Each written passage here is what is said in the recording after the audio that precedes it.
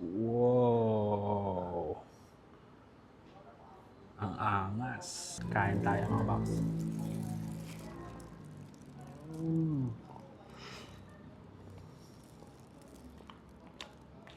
Grabe. Dinaya ko na nga ang paboritong tambay spot cafe dito sa Imus, Cavite dahil sa kanilang masasarap na food trip at drinks na ino-offer dito. At dito nga lang yan sa Mamush Cafe PH na located lang sa Buhay na Tubig Road sa Buhay na Tubig, Imus, Cavite. Very unique ng ambience ng kanilang cafe na parang unconstructed building. Minimalist aesthetic ang atake from outdoor and indoor dining. Kung dadayo ka dito na may sasakyan, huwag kang mag-alala dahil meron din silang parking slot for motorcycle and cars. Perfect spot to not only for riders pero swak to para sa magkakaibigan, magjojowa o mag-asawa at kahit buong pamilya pa. Sobrang dami din ng food and drinks options ang pwede nyong pagpilian from pasta, burgers, hand-tossed pizza, coffee, and non-coffee drinks. Pero ang sinubukan ko nga ang kanilang pangmalakasan at medyo kakaiba. For our food, we ordered yung Ultimate Burger at Messy Burger. We also tried their pasta na authentic carbonara and chicken alfredo and chili con fries naman para sa pika-pika. Syempre sa drinks yung Biscoff Latte na bestseller nila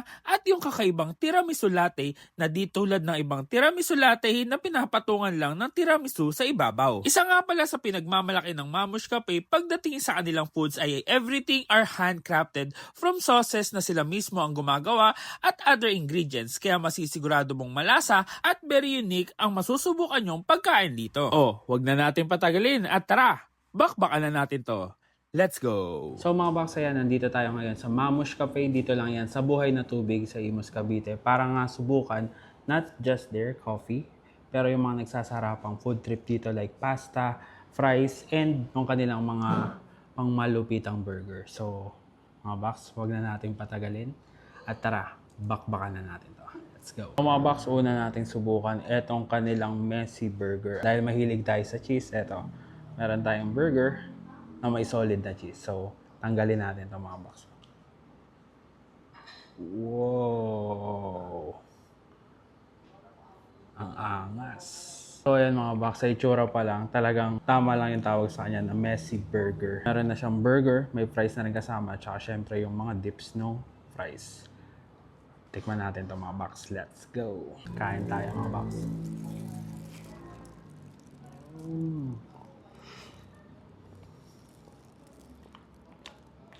Grabe. Messy ba?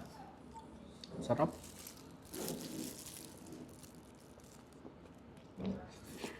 Kung ito lang din magiging dahilan ng pagdungis ng mukha ko, wala na akong pake kasi ang sarap.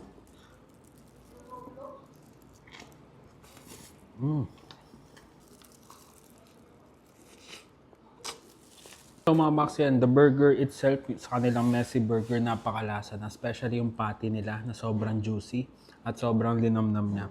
And syempre nakadagdag talaga yung special sauce o yung kanilang cheese sauce na nakatop o nakabalot dun sa kanilang Messy Burger. Kasi yung cheese nila and especially yung mga sauces na ginagawa nila dito is handcrafted. Sila mismo yung gumagawa ng mga sauce.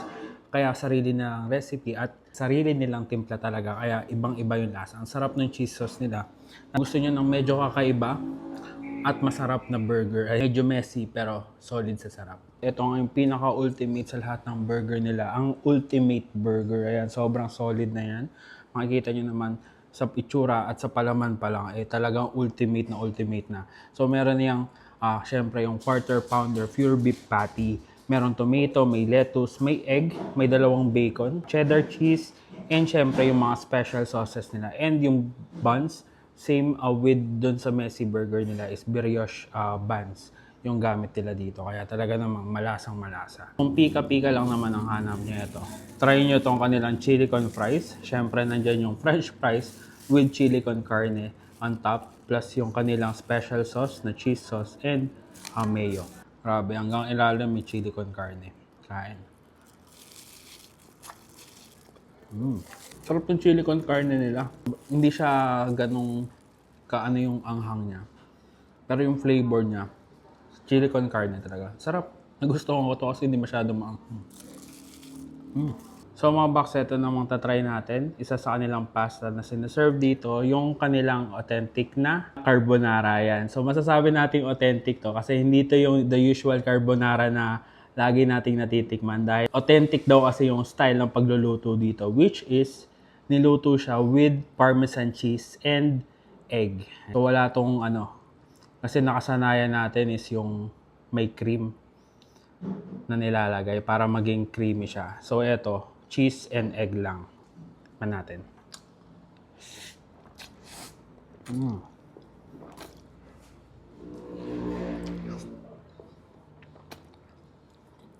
Sobrang creamy niya.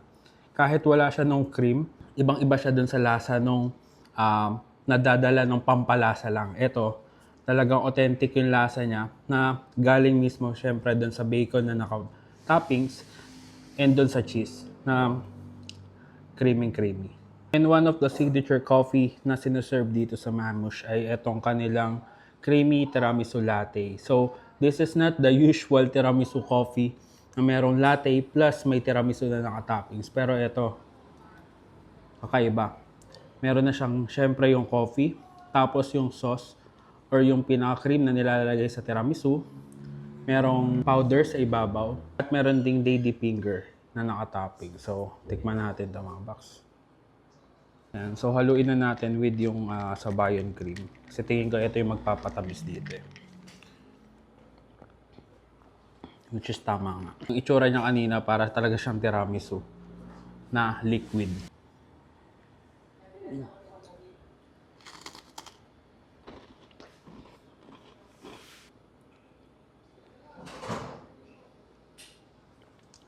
Ito ang authentic na tiramisu coffee. Guys, dito lang yan sa Mamush Cafe. So yan mga box, paano? Kung naghahanap kayo ng tambike spot with coffee and masasarap na food, so yan, try nyo na dito sa Mamush Cafe. Dito lang sila sa Buhay na Tubig Road. Sa Buhay na Tubig, sa Imus, Cavite. Ayan. Madali lang silang makita. So, paano? Magkakape muna ako at po-food trip. Kita-kit sa susunod ko dadayuhin kung saan may masarap, mura at kakaibang kainan. And don't forget to eat, ride and grind. Let's go.